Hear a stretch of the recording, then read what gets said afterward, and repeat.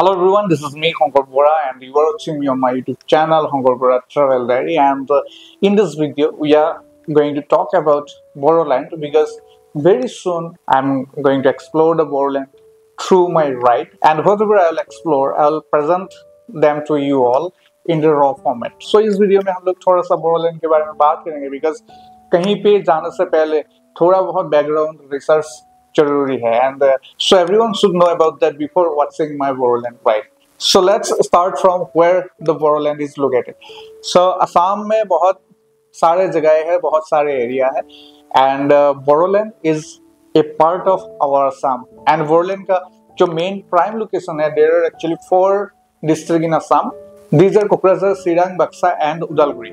So ये 4 जो district है ये बोडोलैंड का प्राइम लोकेशन है. तो हमारा जो राइड चलेगा एक्चुअली जैसे कि मैं हूँ तेजपुर में, तो मेरा जो राइड चलेगा, मैं अगर तेजपुर से स्टार्ट करूंगा तो पहला जो डिस्ट्रिक्ट मैं कवर करूंगा दैट इज उदालगुरी, उसके बाद बक्सा, उसके बाद चिरांग, उसके बाद मेरा बोडोलैंड का राइड खत्म होगा कोकराझार में. तो इस वीडियो में थोड़ा सा हम लोग इस बारे में भी बात करते हैं कि ये जो बोडोलैंड है ये क्यों डिमांडिंग है, ये मतलब बोडोलैंड का डिमांड एक्चुअली ये लोग कर क्यों रहे हैं. So this is very simple thing. जैसे कि हमारे असम में बहुत सारे ट्राइब्स रहते हैं, उसमें से जो बोडो ट्राइब्स है ये सबसे बड़ी ग्रुप है. तो जितने सारे हमारे असम में ट्राइब्स है, तो मैं पहले भी बता चुका हूँ अपने राइड में, मतलब मेरा जो प्रीवियस राइड है उसमें मैं बता चुका हूँ कि every tribes has their own language, own tradition, own culture. तो टू सेव दिस थिंग, इन सारे जो चीजें हैं, कल्चर हो, ट्रेडिशन हो और अपना लैंग्वेज हो, इसी को बचाने के चक्कर में ये जो बोडोलैंड है ये डिमांड किए जा रहा है कि वी नीड बोडोलैंड. अभी थोड़ा सा हम हिस्ट्री को देखेंगे. ये जो डिमांड है ये डिमांड एक्चुअली कब से है और किसने एक्चुअली शुरू किया था. तो जितना मैंने रिसर्च किया, जो मैंने देखा, उसके हिसाब से मुझे पता चला कि जो बोडोलैंड का डिमांड है ना ये कुछ 1930 से हो रही है. मतलब आजादी के पहले से ही ये डिमांड जो है ना ये डिमांड शुरू है और अभी तक फिलहाल ये खत्म हुआ नहीं है. Still they are demanding for the Bodoland. तो अभी क्वेश्चन ये आएगा कि 1930 में ये बोडोलैंड किसने डिमांड किया था. तो 1930 में ये बोडोलैंड जो है गुरुदेव श्रीमद कालीचरण ब्रह्म ने डिमांड किया था. बट उस टाइम की बात वगैरह थोड़ा सा अलग था, तो उनके जो डिमांड थे उसमें ध्यान नहीं दिया गया. उसके बाद ये जो डिमांड है 1971 से इंक्रीज होने लगा, क्योंकि 1971 में जो वॉर हुआ था, जो जंग हुई थी उस टाइम जब बांग्लादेशी भागे थे बांग्लादेश से, वो सारे बांग्लादेशी एज ए रिफ्यूजी हमारे इंडिया में सेटल हुए थे. इंडिया में सेटल हुए थे इन द सेंस सारे लोगों को पता है कि बांग्लादेश से नॉर्थ ईस्ट का जो एक्सेस है इट इज वेरी इजी, कहीं से भी घुस जाते हैं. तो बांग्लादेश से मैक्सिमम जो रिफ्यूजी सेटल होने के लिए आए, मैक्सिमम रिफ्यूजी जो भाग के आए थे, वो सारे लोग असम में सेटल हुए. और असम में कहाँ सेटल हुए, ये जो एरिया है, ये जो 4 डिस्ट्रिक्ट हमने बताया, कोकराझार, उसके बाद चिरांग, उसके बाद बक्सा एंड मंगोलरी, ये जो 4 डिस्ट्रिक्ट है यहाँ पे ये सारे लोग आके सेटल हुए. और उसके बाद ये जो बांग्लादेशी है इन लोगों का भी जो पॉपुलेशन है, उन लोगों का पॉपुलेशन थोड़ा सा इंक्रीज होने लगा, इन लोगों का पॉपुलेशन ज्यादा होने लगा.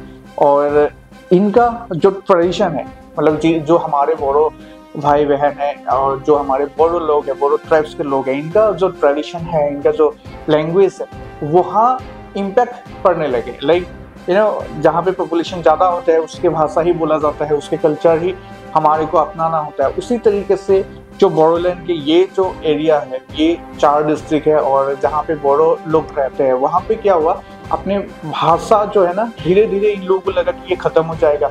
अपना कल्चर जो है उसमें भी थोड़ा सा प्रॉब्लम आने लगे. और जितने सारे ये बांग्लादेशी लोग थे, ये हमारे जो बोडो ट्राइब्स के लोग थे, इन लोगों के ऊपर थोड़ा सा अत्याचार करने लगे. जो स्पेशली लेडीज हो, बच्चे हो, इनके ऊपर थोड़ा बहुत अत्याचार करने लगे. तो इसी सब को देखते हुए बोडोलैंड का जो डिमांड है ना वो 71 के बाद से ज्यादा होने लगा कि हमें भाई किसी भी हालत पे ना बोडोलैंड चाहिए.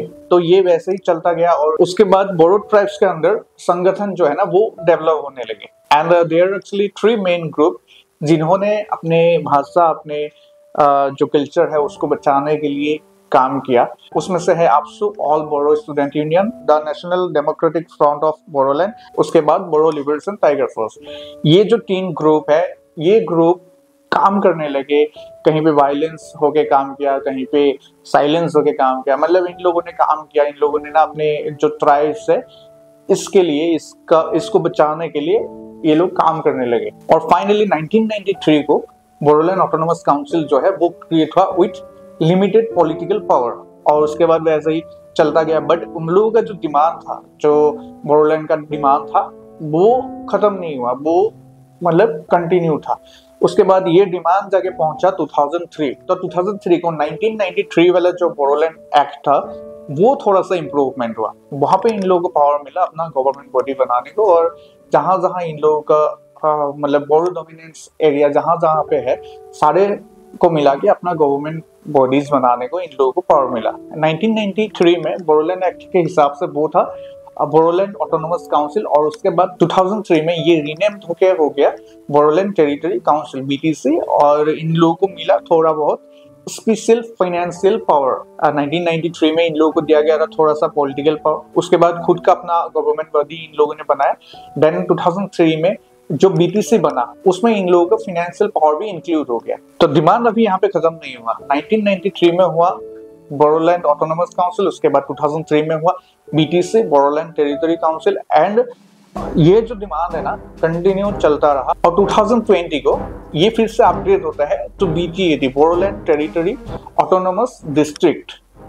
इसमें और भी इन लोगों को पावर मिला, पॉलिटिकल पावर पहले से थे ही, फिर फाइनेंशियल पावर भी इंक्लूड किया था, और अभी इन लोगों को और भी थोड़ा बहुत पावर मिला। But still they are demanding for the Bodoland. So 2020 को जो अपग्रेड हुआ उसके हिसाब से जो बोरो लोग रहते थे, जिस डिस्ट्रिक्ट में रहते थे, ये सारे डिस्ट्रिक्ट बोरोलैंड टेरिटरी में आ गए।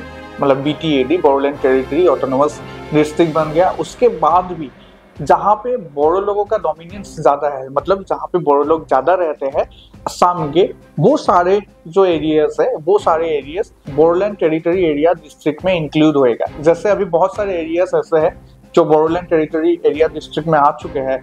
लाइक हमारे असम में और एक डिस्ट्रिक्ट है, that is Tamulpur district. Tamulpur district already Bodoland territory area district में इंक्लूडेड है। उसके बाद जहाँ पे मैं रहता हूँ सोनीतपुर, यहाँ के आसपास का कुछ एरिया ऐसे है जहाँ पे बोरो पॉपुलेशन बहुत ज्यादा है। वो जितने सारे एरिया है वो एरिया भी अभी बोरोलैंड में इंक्लूड होते जा रहे हैं। जो अपकमिंग मेरा राइट रहेगा बोरोलैंड का, वो सारे एरियाज पे हम लोग कवर करने की कोशिश करेंगे और देखेंगे कि क्या अपग्रेड हुआ है, वो सारा कुछ भी देखेंगे और आप लोगों को भी दिखाएंगे। क्योंकि 2020 में जब ये बोरोलैंड एक्ट अपग्रेड हुआ था उस टाइम 1500 करोड़ अमाउंट इन लोगों को दिया है। वो सारा भी देखेंगे कि कहाँ इन लोगों ने कैसे कैसे यूज किया। हालांकि वो मेरा पार्ट नहीं है, बस वैसे ही देखेंगे कि जो डेवलपमेंट है वो हुआ है कि नहीं।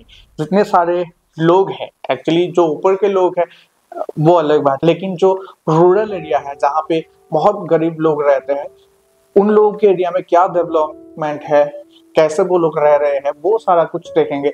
और साथ साथ मौका मिलेगा तो इन लोगों का जो कल्चर है, जैसे इन लोगों का फेमस बागरुम्बा, वो भी देखेंगे। जैसे हम लोग टीवी वगैरह में देखते हैं तो वो थोड़ा सा मॉडर्नाइज है, लेकिन अगर गांव में हम लोग घुसते हैं ना, जो बागरुम्बा हमें देखने को मिलेगा that is the raw one. वो उसमें ना मजा आ जाएगा। सो वो कोशिश करेंगे। हालांकि वो ना डिपेंड होता है टाइम के ऊपर। अगर टाइम वगैरह सही रहा तो शायद हम लोगों को देखने को मिलेगा। और उसके बाद थोड़ा बहुत मैं आप लोगों को और भी बता देता हूँ इस वीडियो में कि असम में जो ऑटोनोमस काउंसिल डिस्ट्रिक्ट है उसमें बोरोलैंड का डिस्ट्रिक्ट जो है वही नहीं आते हैं। हमारे असम में और 2 डिस्ट्रिक्ट है, कार्बी आंगलोंग और डिमा हासाओ। आप लोगों ने सुना होगा, कार्बी आंगलोंग का भी खुद का ही काउंसिल है। उन लोगों का भी जो भी फाइनेंशियल और पॉलिटिकल पावर खुद का ही है, सेंट्रल के साथ डायरेक्टली होता है। तो स्टेट गवर्नमेंट आते हैं, ऐसा नहीं कि स्टेट गवर्नमेंट का रोल बिल्कुल जीरो है, ऐसा नहीं है। स्टेट गवर्नमेंट का भी थोड़ा बहुत रोल है इसमें, लेकिन इन लोगों का खुद का फाइनेंशियल पावर है अपने डिस्ट्रिक्ट को डेवलप करने में।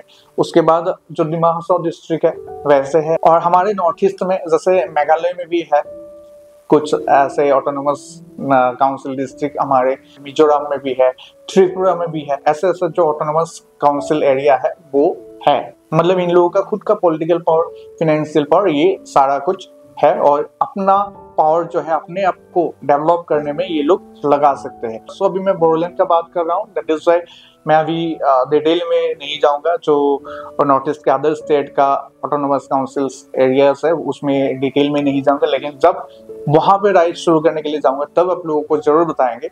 और हम लोग को उम्मीद है वीडियो पसंद आया, and please do like and comment on this video. And जो भी बोरोलैंड के लोग हैं, जो भी हमारे असम के बोरो ट्राइब्स के लोग हैं, अगर आप लोगों में से कोई ये वीडियो देख रहे हो, देन मेरा एक हम्बल रिक्वेस्ट है आप लोगों से कि वेरी सुन मैं अपना राइड शुरू करूंगा बोरोलैंड के लिए। अपन जो है बोरोलैंड को एक्सप्लोर करने के लिए निकलूंगा, तो थोड़ा बहुत आप लोग मुझे हेल्प करना। नॉट लाइक फाइनेंशियली सपोर्ट मैं नहीं बोल रहा हूँ, जैसे मैं आप लोगों के उधर जाता हूँ तो थोड़ा बहुत जैसे आप लोग कल्चर दिखा दो मेरे को, रहने के लिए थोड़ा बहुत टेंट वेंट लगाने के लिए थोड़ा सेफ प्लेस आप लोग दिखा दो। और इस वीडियो का मेन रीजन वही है कि मैं बोरोलैंड जा रहा हूँ, तो जो सेफ्टी वगैरह है दैट इज मतलब आप लोगों का रिस्पॉन्सिबिलिटी, तो थोड़ा बहुत हेल्प मुझे करना आप लोग, एंड कमेंट करके जरूर बताना कहाँ से आप लोग ये वीडियो अभी देख रहे हो। एंड मेरे चैनल को सब्सक्राइब जरूर करना, वीडियो को शेयर जरूर करना अपने दोस्त यार के साथ। Thank you.